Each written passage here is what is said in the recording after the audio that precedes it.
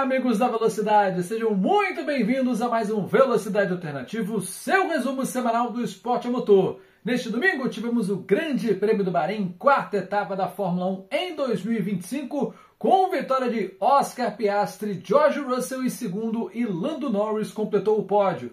Antes de falar sobre essa corridaça, eu preciso lembrar você que já está disponível o clube de membros aqui da Alternativa Esportes. Por apenas R$ 2,99 por mês, você assina o Fidelidade Alternativa e tem acesso a um mundo infinito de vantagens. Para começo de conversa, leitura e resposta prioritária de comentários, um selinho para mostrar quanto tempo você colabora com o canal e também você tem emojis exclusivos para usar em qualquer uma das lives aqui da Alternativa. E claro, a vantagem principal, todos os vídeos do Velocidade Alternativa ficam disponíveis primeiro para quem é membro, então não perde mais tempo. Abra já a sua asa DRS, clica aí no Seja Membro e venha fazer parte desta família.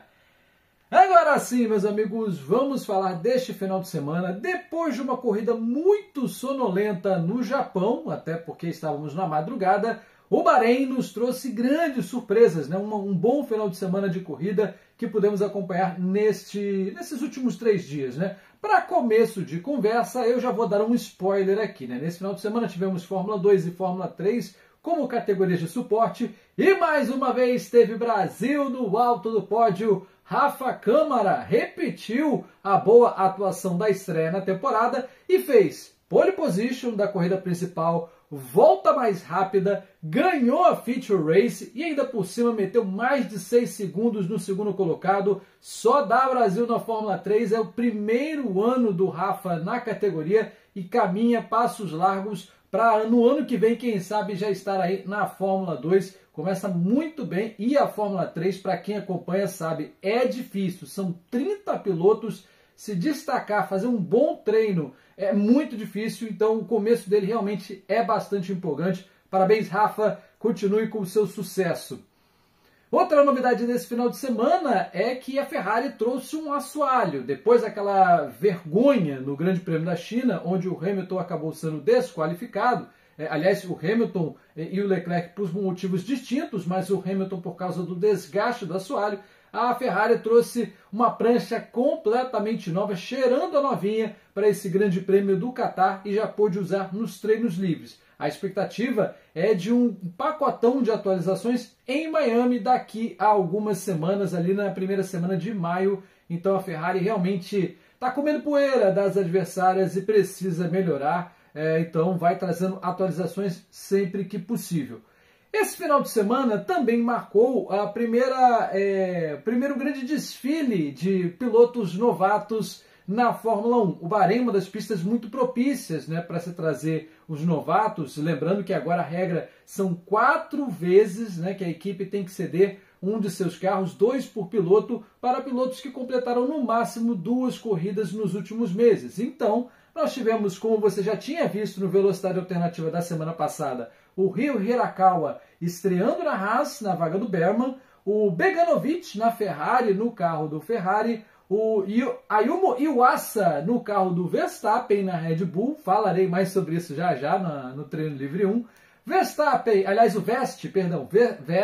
Frederic Vest no carro do George Russell, o nosso Felipe Drugovich serviu no carro do Alonso na primeira sessão de treinos livres e o Luke Browning ocupou o carro do Sainz na Williams. Então 6 novatos nessa primeira sessão, valeu a pena demais a gente ter 2 brasileiros no TL1. E o grande destaque, né, vai para o Iwasa, coitado, que não pôde usar pneus macios, teve 1 hora para brincar na baratinha do Verstappen, mas por estratégia da equipe ele só usou o pneu médio, não usou o pneu macio, porque os jogos, para quem não sabe, os jogos de pneus eles são dados por carro, por piloto, né, por carro, e não por piloto. Então o Iwasa não poderia usar jogos, todos os jogos que ele utilizou, né, no caso médio, foram os mesmos que o Verstappen teve que usar ao longo do final de semana. É algo que pode ser revisto aí para os próximos regulamentos, já que vai se manter essa regra dos pilotos novatos. Primeiro treino livre sem grandes destaques, assim, né, além da quantidade imensa de novatos na pista, mas eu preciso falar do calor. O Bahrein é uma das pistas mais quentes do calendário, né? e em dado momento, né, a primeira sessão na manhã do Bahrein, começo da tarde, na verdade, do Bahrein e manhã aqui no Brasil, 48 graus, realmente um tempo muito desafiador para as equipes. E por isso mesmo, nós tivemos um grid bagunçado no final da primeira sessão de treinos livres. Lando Norris fez o tempo mais rápido com Pierre Gasly. Você não leu errado, Pierre Gasly de Alpine na segunda colocação e Lewis Hamilton em terceiro.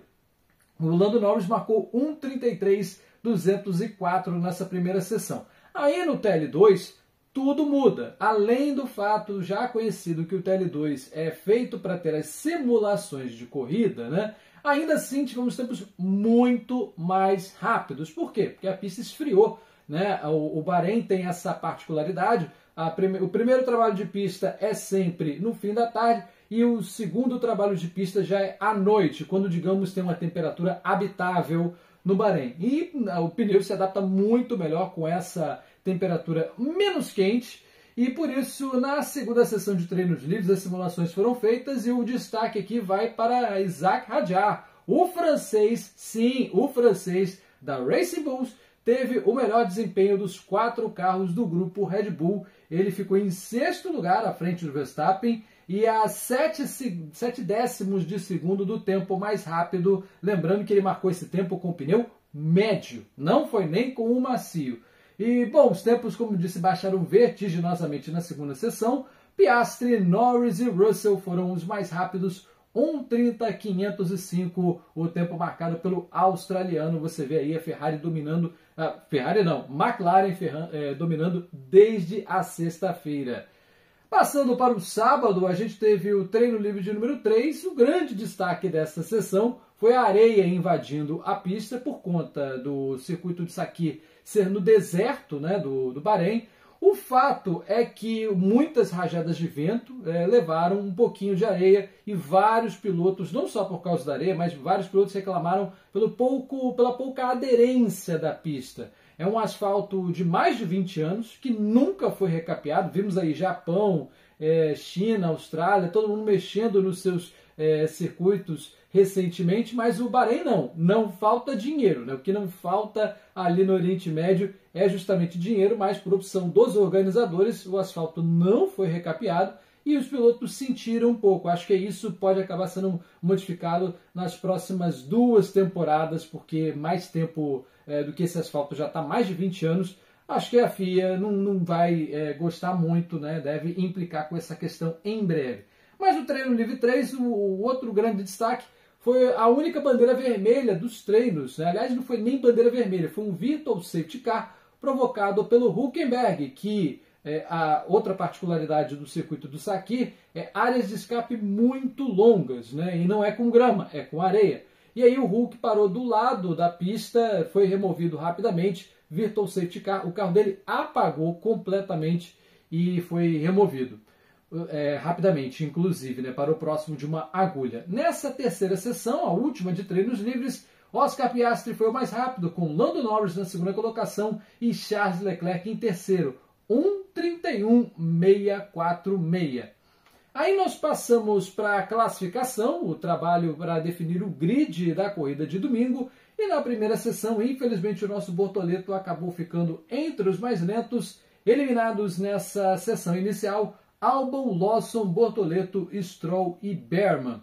Passando para o Q2, né, segunda sessão, aí logo de cara na saída a gente teve uma bandeira vermelha. O Ocon estampou a sua Haas de número 31 no muro, logo na curva 3. Ninguém tinha marcado tempo ainda, o que significa dizer que o próprio Ocon ficou sem tempo, então já se sabia que ele seria o 15º colocado. Além dele, nessa segunda sessão, foram eliminados o Durham, Hadjar, Hülkenberg e Alonso. E essa bandeira vermelha, como a gente vai ver daqui a pouquinho, trouxe reflexos para o final de semana.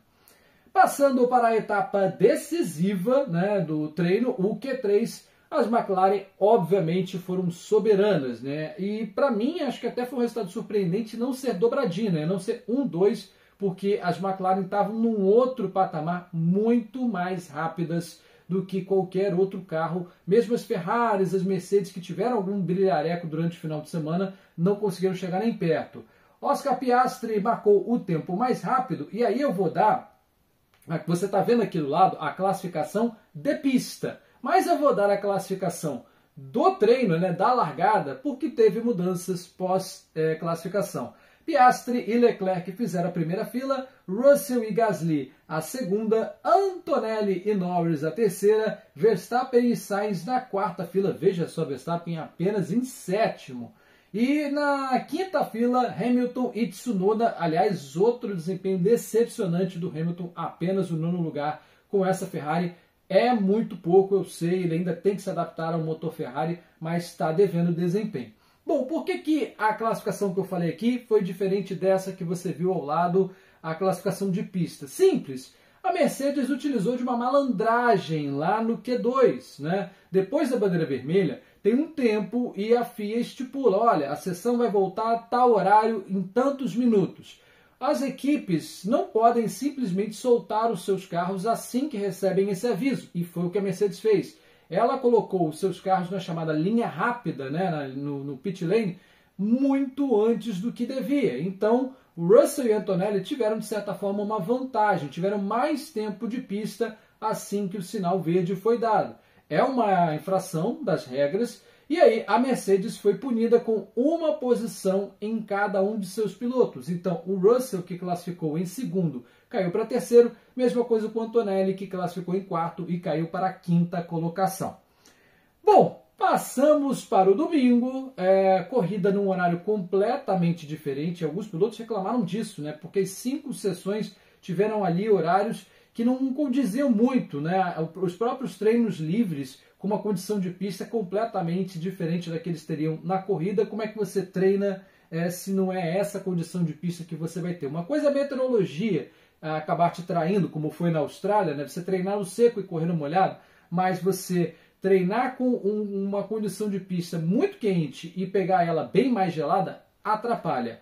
Bom, o fato é que a degradação de pneus, apesar de ter a gama mais dura, não foi tudo aquilo que se esperava, e me surpreendeu que a maioria das equipes colocou seus carros para largar de pneu macio, que é o C3 no caso.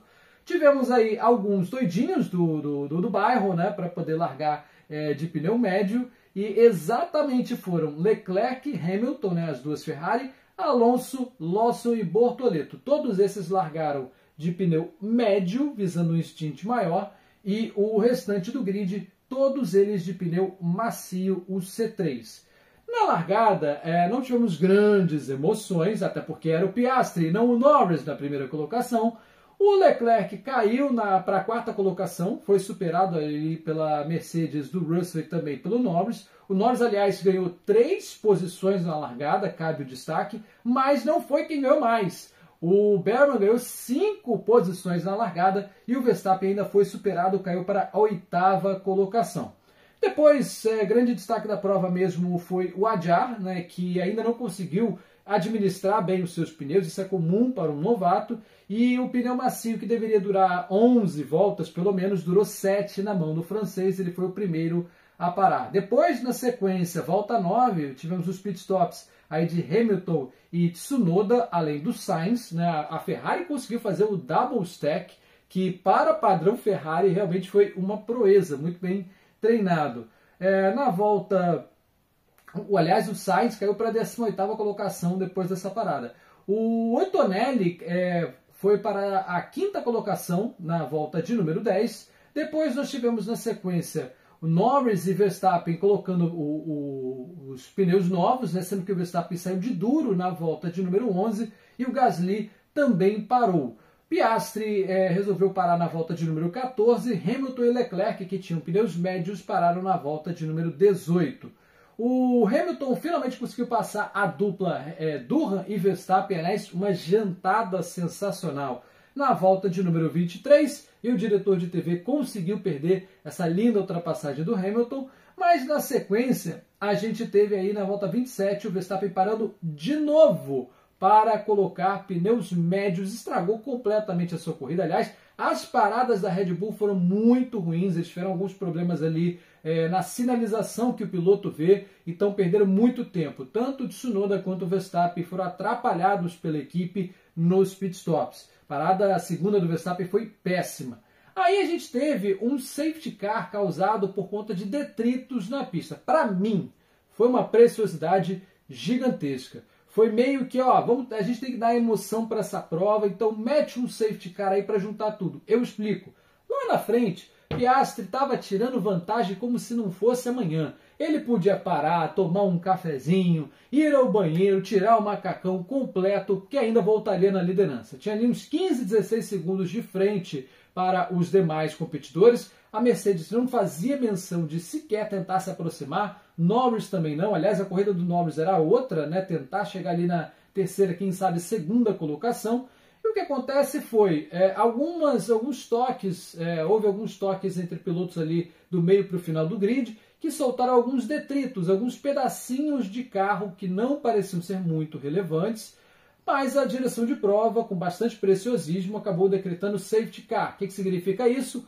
Uma chuva de pit stops, todo mundo entrou praticamente para colocar pneus novos, e aí foi uma salada de estratégias diferentes. Quem tinha macio colocou duro, quem tinha duro botou médio. Cada equipe teve a sua ideia, né, para tentar ganhar essa prova, e o safety car junta todo mundo. É inevitável, até que a pista seja limpa pelos comissários, né, o safety car físico entrou, vai juntar todo mundo. O fato é que a gente teve uma salada muito grande de estratégias, teve os 3 tipos de pneus sendo utilizados nessa reta final da prova, uma corrida de 57 voltas, ali pela volta 34 você tem os 3 tipos, é porque as estratégias realmente estavam bem confusas. A corrida voltou, né, depois da limpeza, né, de um pedaço da pista, e aí o grande destaque foi uma falha no transponder do carro do Russell. O que é o transponder? Eu explico para você. É uma pecinha que basicamente é como se fosse um GPS. Na verdade ele é um GPS, né? É um dispositivo que mapeia onde está o piloto na pista. Então quando você vê aquele gráfico que tem as bolinhas, é o transponder que dá aquela informação. Se o piloto está parado, se ele bateu no muro, se ele está andando de ré, né? Você consegue ver por onde o piloto está indo exatamente por conta do transponder. E ele, quando passa em alguns sulcos da pista, ele determina a vantagem ou desvantagem que ele tem para o carro da frente ou o carro de trás. É uma peça muito importante, inclusive na cronometragem. E o problema, a Mercedes do Russell teve diversos problemas eletrônicos durante a prova. Um deles no transponder. Isso atrapalhou muita gente. Por quê? O Russell, ele estava, depois do safety car, na perseguição ao Piastri. A McLaren não foi ameaçada em nenhum momento da prova. Piastri seguia abrindo a sua vantagem, mesmo depois do safety car. Ponto. E o Russell ainda tinha pneu macio para aguentar 24 voltas. Uma maluquice que a Mercedes fez. Ok, beleza. O Russell estava segurando o Norris e o transponder com falha atrapalhou a cronometragem oficial da Fórmula 1, então em alguns momentos da pista o computador ficava maluco e colocava o Russell em 20º, ele sumia do mapa, depois voltava, era difícil determinar onde ele estava na pista, então não dava para saber se ele tinha mais ou menos de 1 segundo para o Piastri e para o carro de trás também, mais ou menos de 1 segundo para o carro do Norris, então isso atrapalhou demais a prova. Tanto que a Fórmula 1, em algumas voltas, tirou a cronometragem ali do canto da tela, ficou uma zona, uma salada. Eles criaram um outro gráfico ali na mão, na hora, para tentar mostrar cada volta qual era a vantagem aproximada dos pilotos. Então veja, uma pecinha que eu não faço a menor ideia de quanto custa, tá? Mas se custar ali uns $50, pode ter dado um prejuízo milionário, não só para a Fórmula 1, mas para as equipes. E essa falha, se ela atrapalha a cronometragem, ela atrapalha também o DRS. Então o DRS do Russell, que deveria ser ativado automaticamente, a Mercedes foi autorizada a abrir manualmente, quando tivesse 100% de certeza que ele estaria a menos de 1 segundo do Oscar Piastri, como manda a regra, ok? Ok. Só que lá na frente foi-se perceber que o Russell teve pelo menos um episódio de infração do DRS. Como ele teve que abrir o DRS na mão, apertando o botão, seguindo as ordens do engenheiro, a Fórmula 1 detectou na telemetria que em pelo menos um caso o Russell teve ali abriu o DRS com mais de 1 segundo para o Piastri, né, numa ocasião onde ele não deveria fazer isso. Mas eu já conto, né? Então terminamos a prova já sabendo que o Russell poderia ser punido e perder a segunda colocação. Bom, o Norris, como eu disse, também foi atrapalhado por conta dessa confusão com o transponder do carro do Russell. E aí, meus amigos, destaques aí do final da prova, bons pegas entre Hamilton, Norris e Leclerc, valendo ali quarta, quinta colocação. O Norris acabou estando melhor nessas situações. Outro também que foi bem interessante no finalzinho, pega entre Durham, Berman e Tsunoda. E aí o Tsunoda acerta numa dessas aí brigas por posições, ele acerta a lateral do carro do Sainz, que acabou sendo prejudicado na história e teve que abandonar. Aliás, o Sainz foi o único que não completou a prova exatamente por conta desse acidente, né, que ferrou muito ali a lateral do seu carro. No finalzinho da prova, o Norris finalmente conseguiu passar o Leclerc para a terceira colocação. Chegou, mas não conseguiu passar o Russell, que teve, como eu disse, um caminhão de problemas eletrônicos, problema no freio, esse problema do transponder que atrapalhou muito e ainda tinha que conservar um pneu macio por 24 voltas, uma estratégia maluca da Mercedes, mas que acabou dando certo e o Russell está ali. Em todas as 4 provas até aqui, na corrida principal, ele chegou entre os 5 primeiros. Bem consistente e numa dessas ele pode acabar sendo campeão do mundo, mesmo sem ter ganho nenhuma prova na temporada. É claro, o campeonato é muito longo, ainda tem 20 etapas pela frente, mas o Russell coloca sim o seu nome na lista de candidatos para o título dessa temporada. Bom, a gente teve o Russell, como eu disse, aguardando investigação no final da prova, acabou não sendo punido. Como eu disse, a Fórmula 1 detectou que houve sim uma falha na abertura do DRS. Em determinado momento, o Russell abriu quando ele não poderia abrir.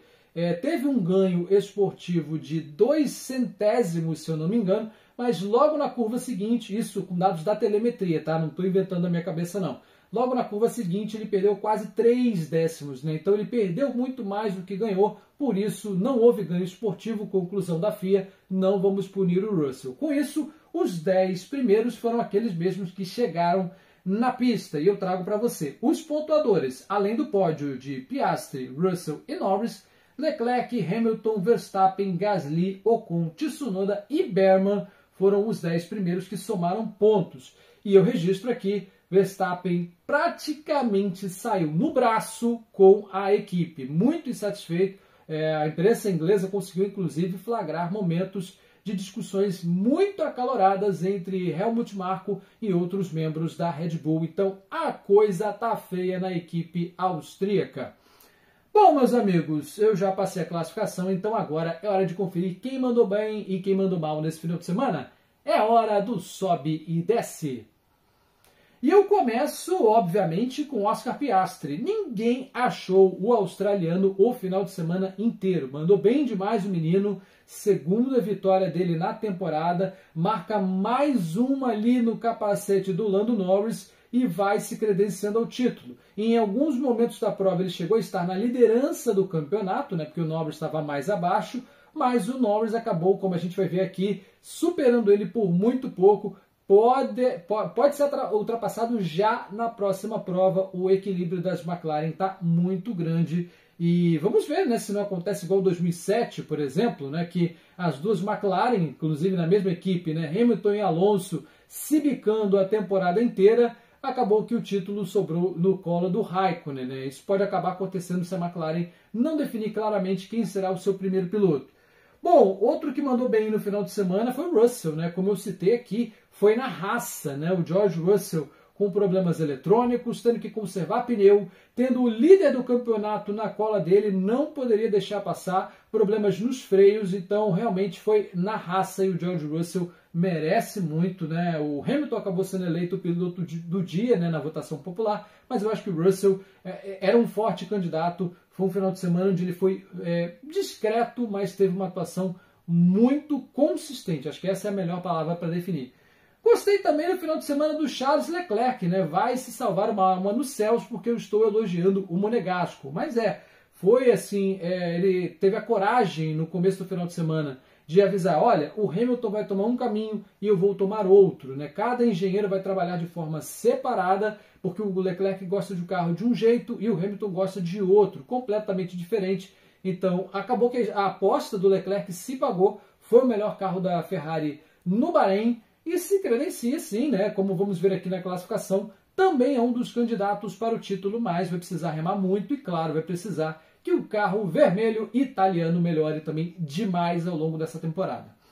Agora, quem não mandou bem nesse final de semana atende por Max Emilian Verstappen. O papai do ano realmente nessa pista do Bahrein não se entendeu. É um final de semana para esquecer da Red Bull. E aí, por completo, não só o Verstappen foi muito mal, como o Tsunoda também foi mal. Aliás, o grupo Red Bull está numa fase muito ruim nas suas duas equipes. Mas eu cito aqui como destaque negativo o Verstappen porque é muito pouco. Apenas sair desse grande prêmio com 8 pontinhos foi pouco demais, né, considerando tudo que o carro da Red Bull pode produzir e que tem, apesar de tudo, a segunda melhor campanha, né, a terceira melhor campanha entre os construtores, dava para exigir mais, então dá para cobrar mais. Realmente o Verstappen saiu muito insatisfeito e quase indo às vias de fato com a sua equipe. Outro que não fedeu e nem cheirou no final de semana foi Lance Stroll. Está fazendo hora extra da Fórmula 1, é inacreditável com quanto o que o pai dele e os outros acionistas da Aston Martin gastaram, ele só ficar à frente das Saubers e de carros que abandonaram é inadmissível. Lance Stroll realmente não deveria estar mais na Fórmula 1 há muito tempo. E se o Verstappen se emputecer demais com a Red Bull e receber aquela propostinha irrecusável da Aston Martin, eu não sei não, seu Lance Stroll já pode começar a procurar torneios amadores de tênis. Outro que teve um final de semana para esquecer, mais um, Liam Lawson, né? Dessa vez ele não classificou em último, né? Menos mal para ele, mas segue atrás de um novato, um cara que tem menos corridas ainda que ele. O Adjar está mandando muito bem na Racing Bulls e o Lawson, já rebaixado nesse ano, realmente está precisando melhorar porque a coisa está feia para o lado dele. E agora, meus amigos, vamos falar então delas. É hora das classificações. Vamos ver como andam os campeonatos. E eu começo pelo campeonato de pilotos, com a liderança de Lando Norris, 77 pontos para o inglês, mas agora Oscar Piastri sobe mais uma posição e é o segundo, com 74. E quem foi ultrapassado por ele foi justamente o atual campeão do mundo. Max Verstappen tem 69, George Russell agora tem 63 pontos, né? Somou muito nesse final de semana. E o novo quinto colocado é Charles Leclerc com 32, botou o Antonelli para baixo. No Mundial de Construtoras, a McLaren tem 77 pontos, aliás, tem 151, né? 77 só do Lando Norris. 151 pontos tem a escuderia Laranja Papaya, que pela primeira vez venceu e fez dobradinha na casa dos seus principais investidores, né, o Fundo Soberano do Bahrein. Na segunda colocação, a gente tem a Mercedes com 93 pontos, né? Russell bem consistente, Antonelli também mandando bem, sinal de Mercedes lá no topo. Red Bull agora é a terceira colocada com 71 pontos, a Ferrari vai subindo, chegando a 57, e a nova quinta colocada é a Haas, que supera a Williams e agora tem 20 pontos, quinta posição para a escuderia estadunidense. Esse final de semana também marcou a saída da seca da Alpine, finalmente depois de 4 provas, todas as 10 equipes pontuaram e a Alpine marcou 6 pontos e agora é a nona colocada. Então, meus amigos, se você já sabe quem mandou bem, quem mandou mal, quem pontuou, eu só tenho uma coisa a dizer para vocês. Próxima corrida é neste final de semana. Você vai passar a Páscoa com a Fórmula 1, porque o Grande Prêmio da Arábia Saudita chega aí. O circuito de rua Jeddah Corniche tem os seus primeiros trabalhos na sexta-feira santa, às 10h30 da manhã, dia 18 de abril, o primeiro trabalho de pista. Depois, na sequência, à tarde da sexta-feira, às 2 horas, a gente tem o treino livre de número 2. No sábado, os trabalhos começam mais uma vez às 10h30 da manhã, com o treino livre de número 3, e a classificação às 2 horas da tarde do sábado. No domingo, a largada para 50 voltas de muita emoção será às 2 da tarde, sempre nos horários de Brasília. São 3 zonas de DRS E nesse final de semana a gama é quase que a mais macia. C3, C4 e C5, novidade nesse ano no Grande Prêmio da Arábia Saudita. Saímos do C1, C2, C3 para agora C3, C4 e C5. Vale a pena acompanhar, é uma pista muito veloz, muito perigosa e você vai acompanhar tudo, absolutamente tudo aqui na Alternativa Esportes. Até porque você já sabe, se tem corrida, se tem velocidade, é aqui. Velocidade Alternativa, a casa da velocidade é o YouTube da Alternativa Esportes, então não perca nenhum momento desse final de semana de muita emoção. Segunda-feira estaremos de volta com mais um Velocidade Alternativa. Tchau!